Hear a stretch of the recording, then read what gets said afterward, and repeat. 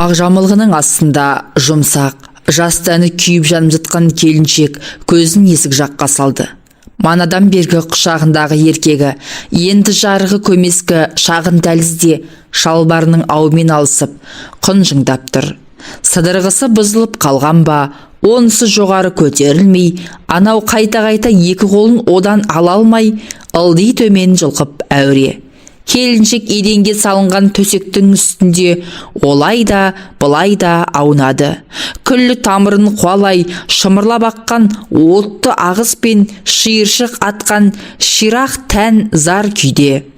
Жанын жайлап жіберердей жан таласқан еркектің қимылы өз күткендей, өз соны білсем деген көксеуге жетпей діңкелеп қалды енді.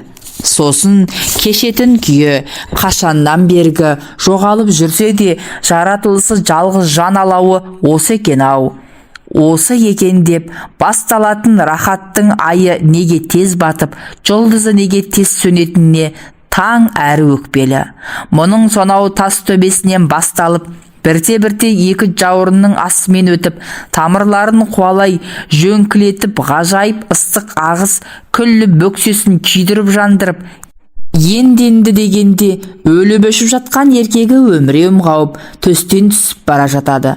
Қалың кірпіктің ар жағында кейде қылтиып, іле сәл-сәл жұмыла беретін көздердің көретін ғажап әлемі, көгілдір таулардың үстімен көгілдір аспанға қарай ұшып келе жатқан, келесі мезетте көгілдір айдынның бетімен көгілдір жиекке қарай жүзіп бара жатқан, келесіде көгілдір алқапта төбесінен төмен қарай көк гүлдер жауып тұратын, келесі бір сәтте алқынған ақ бұлақтар алма мойын аршын төсін аймалап аққан. Я, осының бәрі лезде ізім ғайым жоғалып, денесін әлдене түртіп жеп жатқандай сұрапыл сұмдықпен азап шегеді. Мұнысы несі? Неге бұлай дейтін сұрақ жатса да, тұрса да, өкшелеп қалса гәне. Келе-келе келіншек жарық дүниеге әйел болып келудің мәні, өлгеніңше бітпейтін күйкі тірліктің мың-сан тауқыметі титықтатып, тығырыққа тірейтін қияметтен де қиямет. Тағы не? Тіпті күтпеген жерден сап етер дерт пен ажалдан да сұмдықтың әулетті әуен әйел екенін сезінбеуде жатқанын пайымдай бастады. Келіншек өзгелер секілді абыройын сақтауды ардақ тұтатын қыздардың бірі еді. Қауызы жарылмай жүріп мектеп бітірді. Солай жүріп арнайы орта білім алды. Сосын жан тәні таза кезінде тұрмыс құрды. Жар төсегінің атар таң, батар күннің табиғи қызығын шыжығын біліп, болмай жатып, күйеуін ажал алды. 25-ке енді толған байғұсты троллейбус қағып өлтірген. Уақыт жылдам ғой, өлгеннің артынан өлмейсің, тірінің тірлігі жазбайтын жара жоқ. Тек бірте-бірте түн жалғыздығы жанын мазалай бастады. Соның ішінде тайдай туылаған еркекпен тартөсекте тақым қағыстырып қалған ұрғашы дегенде бұл бір азап екен. Сағыныш, сарғаю мен сананың сандалуы. Там сандырып, таңдай құрғатып, талықсытып, тамыр өртеп басталған адами ләззат әрекеттің қалай аяқталуға тиіс екенін білмей қалып, кейін біреулерден ұқса қасірет. О баста еркекпен жақындасудың бары осы шығар дейтұғын. Жастар шамалас күйеуі табаны қызбай жатып талықсып кететін. Еркекпен ұрғашының төсек майданы тұла бойды тулатқан ұрпақ күйінің ағыны екеуінен де бір мезгілде ағыл тегіл болып кетуі сөзсіз қажет екенін келіншек кейінірек естіді. Секс әуені жаулаған мына дүниеде оны ұқпау мүмкін де емес еді. Әлеміш газет журналдар, теледидар, ондағы кинофильм мен арнайы хабарлар, яғни екі қарасанның арасын қоздырудың мына жарлы көш қасірет заманы бойындағы бұқпандай жүретін құтырынған сезімнің бас көтере беретініне әкелді. Нәпсі деген нәлет тиіп кетсең Лаурай сияқты лапылдағыш пәле екен. Қоясы қотырындай қозып, түн баласы ояу жатыпта, ұйқы құшағында да еркек иісін аңсап жан таласар еді. Жұмысқа көзінің алды көкшіл тартып келетін келіншектің жүзіне тесіле бір қарап қоятын жасамыс әйел. Қарағым-ау, болмайды ғой, деген. Бұның көзі бадырайып, қасын керді. Болмайды? Болмайды дейді анау тағы. Солып қаласың. Түсінесің бе? Түсінбейтін түгі жоқ. Саған нақсүйер керек. Қойыңызшы. Мен қойғанмен өзің қоямысың? Өзіңді қойдыратын құдірет кімде бар? Тоят бәле, балаға жерік сияқты. Аңсарына жетпей қамбайды айналайын. Сонда не қыл дейсіз? Не қыл дегенде, болса байға тей, болмаса бір азаматты тауып ал. Ой, апай, деген. Деуін дегенмен күн ұзын иелегізіп, еркектің иісіне ойша елтіп, еміреніп, есі кете елжіреп, етегінің астынан жылы ылғал білініп, ес алаң ба, есірек пе, әйтеуір өзіне беймәлімдеу күймен ара-тұра күлмен қағып, ара-тұра өзінен өзі күрсініп қойып жүрді. Кешкісін ваннаға кіріп алып, ұзақ жуынған, үсті басын сылап, талайға дейін отырады. Бала ембегендіктен шығар, қосанары сәл-сәл босағаны болмаса, әлі тік, кіндігінің асты аздап білеуленіпті. Қимасының үстіне біткен қалың қара бұйра шудасына су жұқпайтын сияқты. Жылт-жылт етеді. Алақаны тиіп еді, көз алды тұманданып, тұла бойынан төмен қарай бір жойқын ыстық от ағып өткен. Сол-солақ екен, уысында әуке тұрғандай бір сұмдық әсермен оқыс сілкініп, басын жақтауға соғып алды. Ваннадан көңілсіз шыққан. Содан жанарынан жас жаңбырдай бұршақтады. Әйел затының еркек сияқты кез келген кезде керегін тауып ала алмайтынына, олай етуге көкіректе көзі жұмылмайтын бір құдіреттің жібермейтіндігіне, ұрғашын еркектікімен бірдей еместігіне налып, ботадай боздады-ау. Неге, неліктен бұлай? Алмадай албырап тұрған шағында әулетті қолдың алақанымен аунап қунамауы неліктен? Тағдырдан ба?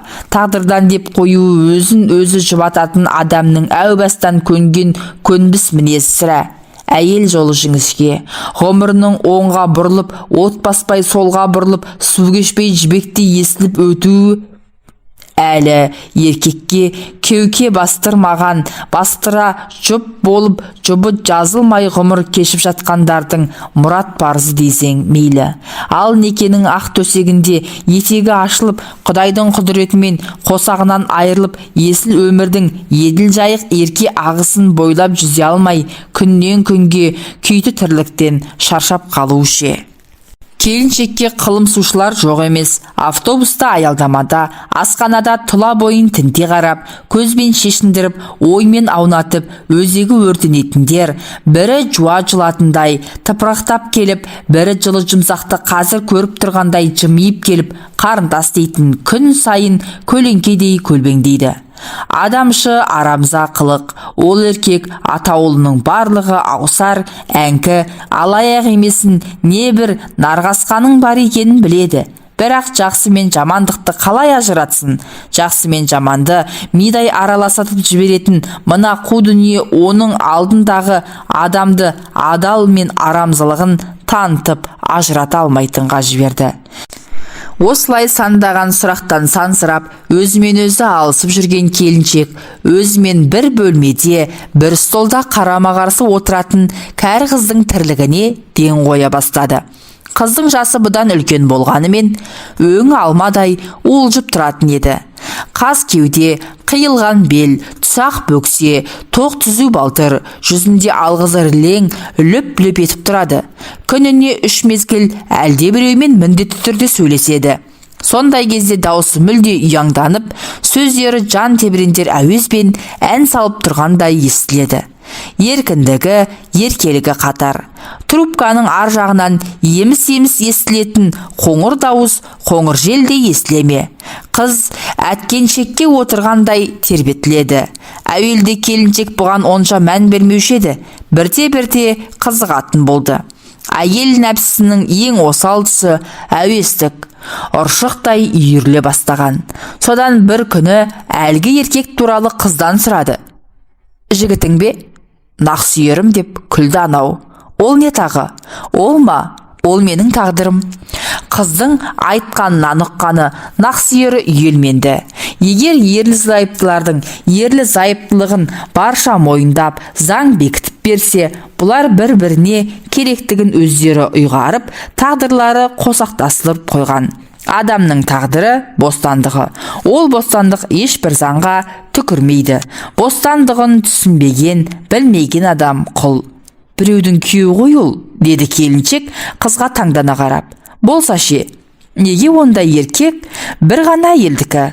Ол ерен еркек жалғыз сәт болса да мені бақытты етсін. Ал мен өз бақытымды сезінейін одан. Мен оны сүйемін. Ол да сүйгендігім үшін де мен оны отбасынан бөліп әкетуге ойламаймын. Жалғыз сәт даусын естігенім болмаса, жалғыз түн жанымда болғанда жетеді. Оның жанымдағы жалғыз сәті мені басқа ешкім шығара алмайтын ұшпақ. Сол бақыттың жанында кімнің де мені жер табандатып жазғырғаны, мазақтағаны, күлгені түкке тұрмайды. Мені сүйетін, менің жанымда түсінетін, маған қамқор, қорған болатын әлгі жер табалаушылар емес. Ол келіншек қызға уәж айта алмады. Рас-ау деп те мойындай қойған жоқ. Осы екі арадағы әрі-сәрі ойлардың ортасында омырауы ошақтай өртеніп жүргенде, әлгі қыз мұны қонаққа шақырды. Мен сізді нақсүйермен таныстырайын, деді ол. Жанында қызметтес бір азамат болады. Болса ше, деген бұл, оның маған несіне айтып тұрсын дегендей. Әйтсе де әңгіменің ар жағындағы ауанын байқап қойды. Ертең нақсүйерімнің туған күні. Оны біз бүгін тойлаймыз. Бірге отырайық. Серпілесің, аздап. Мына еркекпен сонда танысқан. Көп сөйлемейтін, түр тұлғасы әжептәуір еркекпен қатар отырды. Қыздың нақсүйері тік мінезді, өткір сөзді адам екен. Салған жерден дәл бір бұрыннан таныс адамдай үйіріп әкетіп, бөтенсу, жатырқау, қысылып, қымтыруды қалпып жібермейтін. Сосын да отырыс көңілді болған. Кенет сағат тура 11-де жанындағы еркек орнынан тұрды. Қайтпақ екен. Тәртіптің аты тәртіп, деді. Амал жоқ. Қыз асықпасаңыз безек қағып қиылып еді. Ол оны елемеді. Бұған күлімсі